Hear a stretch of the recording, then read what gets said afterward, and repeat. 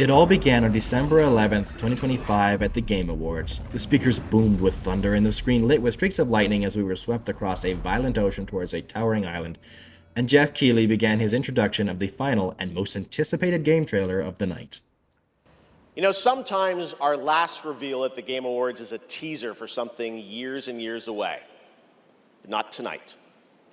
We all know kind of how it went. Jeff went on to explain the pedigree behind the producers of this game, their experience on Apex Legends and Titanfall, and that they'd been developing this game completely in secret behind closed doors so that no one would know. Then he went on to glaze the game, saying how much he'd enjoyed it and how much he thought we would enjoy it. And finally, in a dramatic flourish, which I actually appreciate, Jeff is a presenter. He introduced us to Highguard. Welcome to Highguard. The trailer that followed was completely lackluster. It did not have the impact that it was supposed to have. The music was great, the visuals were fantastic. But there was something missing, something big missing, and I think most people realize that. The internet immediately compared it to other failing games such as Concord and called it Concord 2 very, very quickly after the trailer was out. And I can't blame them. It in the original trailer, which I'm not even playing here because of how bad it was. This is their launch trailer. In the original trailer, it didn't look good. It looked like a very, very generic, run-of-the-mill looter shooter game. Like there was nothing special about it. It didn't help that immediately after dropping this trailer, the dev team went completely quiet, allowing this negative discourse to just flourish on the internet without offering any sort of gameplay or opposition to it, which could be a good thing or a bad thing. Only time would tell, and on January 26th, when the game released, 2026, we found out whether that was a good thing or a bad thing, and consensus on the game was pretty unanimous.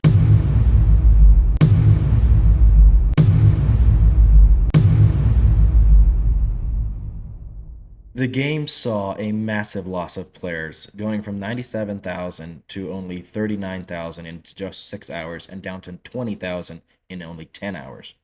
At launch, it suffered with long wait queues and very poor performance on most PCs. And everyone agreed, everyone on the internet seemed to agree, that is. The game was fine.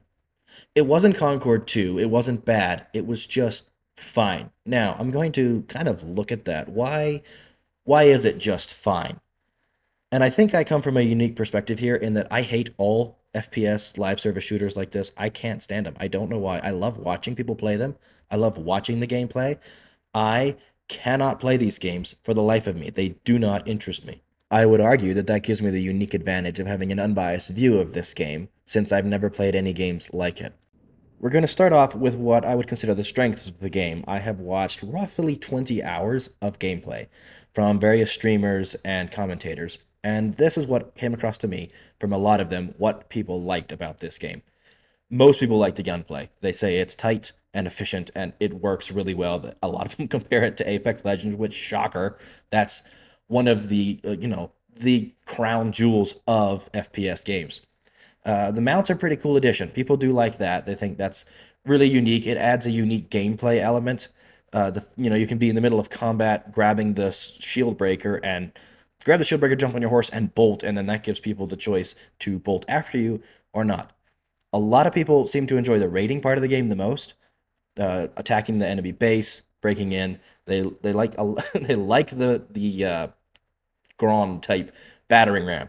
That I saw a lot of people really enjoyed. There is a complaint there with reinforcements. They feel unnecessary and kind of pointless, which I will address later. It looks really good. The map design is phenomenal. The people really rave about the map design. I've seen that quite a bit. Really enjoying the environment and the what do they call it? Environmental differences, the way the geological changes and stuff, geographical changes. People really seem to like that, and they think it makes for a very unique and really interesting gameplay. But the map is so big, there's nothing to do. The roadmap the developers laid forward, that to me looks very promising. They actually have a lot going into this game. There are new wardens, there are new maps, there are weapons. It all looks very promising. I think this game does have a future. but I don't think it's as big as they were hoping. It looks and feels AAA. I got that from a lot of people as well. It looks and it feels AAA, but a lot of people are seem to be of the opinion that it should have been released as an alpha or beta release rather than saying, "Hey, this is the full game. This is the full release. This is just what we're doing." Each game, I guess, is in 4 rounds, 4 phases. First phase takes about a minute. It's just reinforce your base, which people say feels kind of pointless. You reinforce the base, and then you stand around waiting for the map to open. There's nothing else to do there. And it doesn't take long enough to reinforce the base. They also, like I said, people say the reinforcements are pointless because it takes literally 2 seconds to blast through them. Everyone starts off with rockets, which can blow a hole in a wall very quickly. If they'd done the Siege 2 thing, where when you broke through a reinforced wall, it just broke a small portion of it rather than breaking the whole wall, that would probably be better. But at the same time, it feels kind of pointless and unnecessary. Next is the gear up phase. Everyone goes out, they start looting chests, seeking, hunting, looking around, grabbing those the gem things, which are the money of the game. There's no meaningful encounters. People are saying it needs a smaller map or bigger players. It should have been a 5v5 or a 6v6 release, or it should have been like a 3v3v3v3, like 4 teams of 3. Because the map is too big. There's no meaningful encounters. You don't run into the enemy. Or some people have said they need to add like PvE elements with bosses that drop really good loot. That's another complaint is that the loot in this phase at the very beginning of the game it's only blue, and then if you don't capture your enemy base in the first round, second round it's purple, and then the next round it's legendary, and it everyone levels up at the same speed. There's no real advantage. You can't go and get better armor. And what's the point of even using the armor? Because you can just buy the exact same thing. When it's available in the chests, it's available at the market. And a lot of people said spend the first round, gear up round, just farming, absolutely farming the gems, and you're good for the rest of the game. You can just buy the upgrades. You don't even have to run around and gear up. The next phase is the shield breaker phase. Everyone races to where the shield breaker has spawned, and that's where the game starts to get fun for most people. There's a lot of combat involved. Of course, everyone is kind of coalescing on one spot, and they're trying to get the shield breaker, which is the sword that you see on screen right now, and then make their way to the enemy base. Once they get there, and I've watched a few of these. Some of these rounds can, depending on who's playing, these rounds can go for a very short time, very long time, depending on how many times the sword gets dropped. Once you get to the enemy base, you put it in their wall, and it initiates the shield breaker, and you break into their base, and the raid phase begins. And this is the most action you'll see in the whole game. It can be fun, but people say it's too chaotic. The gunplay can get messy, and there are too many respawns. The goal that you have here is to put a bomb on either the 2 generators, and by exploding both of them, you detonate the base, or by hitting the main core, and that will also detonate the base, ending the round. When the enemy base is destroyed, that's the end of the round, and that can be done very quickly or very slowly. The problem is because there are so many respawns, you're never alone. You're trying to plant the bomb, you're trying to do your thing, and you just keep getting wave after wave after wave of enemy. Now that we've talked about all the good parts of this game, let's talk about the bad. It's got bad optimization, constant crashes on PC, and Daniel Owen has a very interesting video, which I will link below. He explains why the game looks so bad and how to fix it. The game is basically lying about. I didn't understand it exactly. I'm not a nerd. I'm not enough of a nerd. The game lies about what resolution it is, basically, and so it looks bad. If you think you're playing in 1080p and you're really not, of course the game is going to look bad. It also had some DLSS issues and motion blur issues.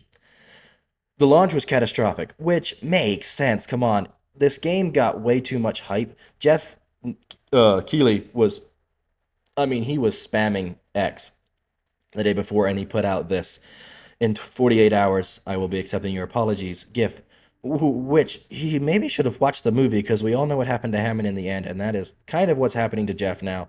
He's not getting the apology that he wanted. The devs were not ready for 100,000 players. That's And that's not out of the ordinary with games like this. A lot of games they struggle with that 100,000 player count, especially early on. If they get too big too quickly, that's just what happens. It's a it's not great, but also at the same time, it's not unexpected, and I don't think that you should count points out of the game for that. They did not expect it to get the hype it got. It is only 3v3. Why is it only a 3v3 siege? They should have had like a 5v5 combat or battle royale or something. Like there should have been other modes. It would have been better like a 5v5 or a 6v6 siege. It could have had both. It could have had a 3v3 siege and a 5v5 siege. That would have been great. Why it only came with one mode is no one understands that. That's one of the common complaints. Treats you like a child. This game does not respect its players. Watch this snippet. The most important thing you can find is improved armor. If you come across an armor chest, the blue ones, grab some. Great, that's a red chest. Now find a blue chest.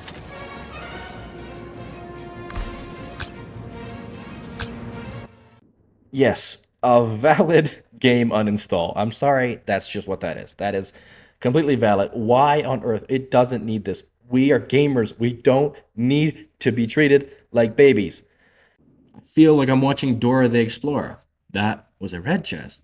Now find a blue chest. Can you find the blue chest? What in the world? If I if I want to be treated like Dora the Explorer child, I'll watch Dora the Explorer. Why is this in this game? Like, come on, wake up. We're not children. We understand. We heard you the first time. We know what we're doing. We're exploring and figuring it out. What is that? Why? What dev thought that would be a good line to add in there? And how did it get all the way to the end? That is, do they expect people who don't understand these games? Like, you're not going to appeal to people who don't like first person shooters. Do they expect to have like some new game base that's never played a first person shooter yet play this game? It's like, it really doesn't make sense. It's a completely unnecessary extra line of dialogue, but it is quite funny. Next complaint, maps are too big. I already talked about this a bit. Players are complaining that there isn't enough PvP during the gear up phase, and there's almost no chance to see enemy players during the gear up phase. Why does it not have some PvE? It needs something. Could they not add some PvE? And maybe they will in the future. We will see. Could they not add some PvE, some bosses or something that you go and you could fight and level up, get some better gear that way, maybe just level up quicker. And that would also create, I mean, everyone's going to run to those bosses and figure out, and then you're going to end up with a lot more combat there as everyone goes to the same boss and everyone's going to want that level up here. So you're going to have a lot more interaction. There's glitchy audio. I haven't seen that too much in a lot of my other streams I watched. I did see a few different people say that it sounded like the guy was in front of him when he was above them and vice versa. That's just optimization issues. They just need to deal with that. The people complain that the heroes lack depth. They have no personality or charm. They're soulless. The abilities are not new or original. I see a lot of people comparing the abilities of the heroes to Valorant. I don't know. I've never played that game either. But maybe that's true. Maybe that's how it works. I'm going to trust the experts on that one. A lot of them say that it's just very similar to Valorant. They're not bad heroes. They have really good design. They look cool, but there's no one's feeling a connection to them. The armor and weapons leveling doesn't work well. You can find legendary weapons in the chest. It makes more sense for you to spend your time mining and just buy them at the store. I said that earlier, and that was a very common, very, very common complaint. A lot of people made that complaint. They also complained that the legendary weapons can feel too powerful, even if you're like a high level with a lot of really good armor.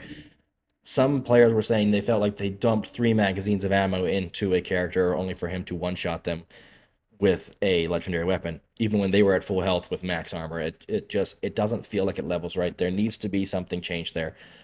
Some optimization, some nerfing, maybe some armor needs strengthened. I don't know exactly what they're going to do. I think that will be addressed in the future. I don't think it should count as a point against the game. It tries to be everything, and it doesn't do any of it well. It's a mixing pot of gameplay ideas from a lot of the top hitters without considering what made that gameplay loop work in the first place. It really feels like it lacks its own identity in the games I've seen it compared to, or CSGO, and that's the planning of the bombs thing, which do other games do that? I don't know. Rainbow Six Siege, the reinforcing of walls, That's what people compare that to. Rust, they say the destructible bases, that was someone compared it to Rust, which, okay, none of these games are like Highguard. Highguard is definitely its own thing. At the same time, it's not. It's all, it's these other elements. Someone compared it to the Forest game. With the environmental destruction, you can knock over trees and stuff and tear down the gems and whatnot. Another really common complaint on PC, not enough settings. You couldn't change the mouse sensitivity. You couldn't change. There was a handful of settings you could not change on PC and also on the consoles, which they came out today and announced that they're changing that. They're going to do you can change FOV on consoles. They're going to change a few things around. One of the gripes that I have against it, which, you know, this is just a personal gripe, take it with a grain of salt. $20 for skins and mounts? Are you crazy? This is not a triple. This is an indie dev. It's not a AAA game. Charging $20 for skins?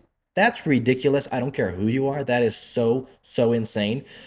Games should not have purchasable cosmetics, and that's just my opinion. At the end of the day, they can choose what they want to price it at. That's it. It's up to them. It's fine. $20 seems crazy for a single skin or a single mount. That seems overkill. But people pay it. I was watching one of the streamers. He didn't like the game. He didn't hate the game, but he dropped $100 while I was watching him on a skin and a mount, and I forget what all. And it's just like I don't get it. I don't understand buying skins of games like this. It's not pay to win, fortunately. It is not pay to win. Very not pay to win. You can play this game just fine with base cosmetics as of right now. And you might enjoy it. This game is definitely for a niche audience. And that I think is going to be part of their problem. They're trying to appease everyone and appeasing nobody. But this game is definitely a sweaty game, and they're going to struggle to break into that market because the people who like sweaty games like this, they're not going to switch out and play this game over the sweaty game that they're playing now. They like that game. So, their bar of entry is high. The game has dropped now it stays right around 20K players online at all times. And I think that's probably where it's going to sit for a while. Whether it drops below that or not, we will see. We really will. I think it is where it is. I think it stays where it is, and I think that's probably what's going to happen. Is it's going to sit at that 20. It's not Concord 2, guys. It looks like a ton of fun. A little bit of optimization. I think they're going to do some changes. They'll make some changes. They'll do some stuff. If they listen to player feedback, they'll add some PvE elements, and this game will actually get really good. And I think if they listen to the criticism and listen to the player base, this game could actually become a really good FPS shooter. It really could become what they call it, a raid shooter. It's very, it is unique. It's not the new breed of shooter that they promised. It's not anything super special. It's not a bad game. It's not a good game. It's a game, guys. And if you enjoy FPS online shooters like this, you could probably jump on it and play it for a couple hours. I think you would like it. It's free to play. What's the worst that's going to happen? You might as well play it. A lot of people said, yeah, it's free to play. Just play it. Have fun. A lot of people also said they couldn't play it for more than a few hours. It's too boring. And I don't think that they're wrong. In the large scheme of things, you play for 5 minutes, you stand around doing nothing for 15, well, depending on how long your game lasts. But for every minute of play, there's 4 standing still, and there's 4 of nothing, and that is what is going to against this game really badly. And just as an example of this, during Timthetatman's live stream, and him and his buddy, I forget who it was, were playing. They had a random with him, and after the first round, he wanted out. And he was just done. He said it was boring, and I'll play the clip here. And now me and this other guy have to stop the shield breaker. Hey guys, I'm sorry. This game is very, very boring. I'm gonna leave. Oh, he's gonna leave. All right, our random? Yeah. Oh, you're gonna leave? Bro, I don't know. This game is... Yo, bro played one game and he's out, dude. Yo. Credit to him, he did clutch up then, and he ended up completing the round with them and helped them take the win. But that's just an example, and there was a lot of people that had this issue where the players would just quit in the middle of rounds. Whether it was because they were boring or because they were losing, I don't know. And I watched a few streamers who they ended up being 1v3 and just kind of standing there and emoting at their opponents and just hanging out and losing the round because their their teammates either dropped or quit. It also doesn't help that Jeff Keighley was hyping this game up so much. He created an image that I don't think the game could live up to, unfortunately, in its current state. Will it live up to that in the future? Maybe. I mean, there's a high chance, there's a high likelihood. My final thoughts on the game: I will never play it, unfortunately. It looks super cool. I think there's a lot of fun elements to it. It looks unique. I will never play it just because, like I said, I don't like these shooters. It has some unique elements. Asmongold was messing around with it. I'll play his clip here. You see that? I killed it in one attack. Great. Grab that rocket. Pick up some ammo, too. Okay. Got it. Right, kid. See those grey walls in the building behind me? Yeah. Point that rocket and wipe them out. Okay.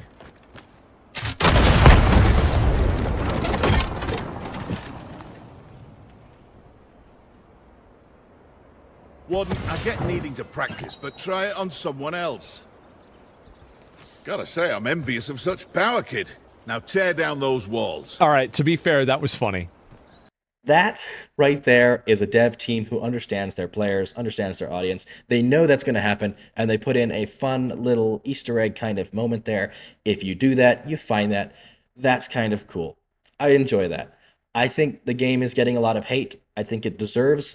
I don't think it deserves the hate, but it does deserve a little bit of pushback. It's not the game that was promised. It could become the game that's promised. Will it, though? I think so. I think it's a good dev team. I will come back and address this eventually, and we'll see if I'm right or if I'm wrong. I hope you guys like this video. That's all from me today. If I should go play it, hit it up in the comments. Tell me to go play it, and maybe I'll convince a couple of buddies to jump in, and we'll do a 3v3. Do some matches, just see what this game is like. That's all from me. If you could like and subscribe, that'd be great. I will see you in the next video. Bye.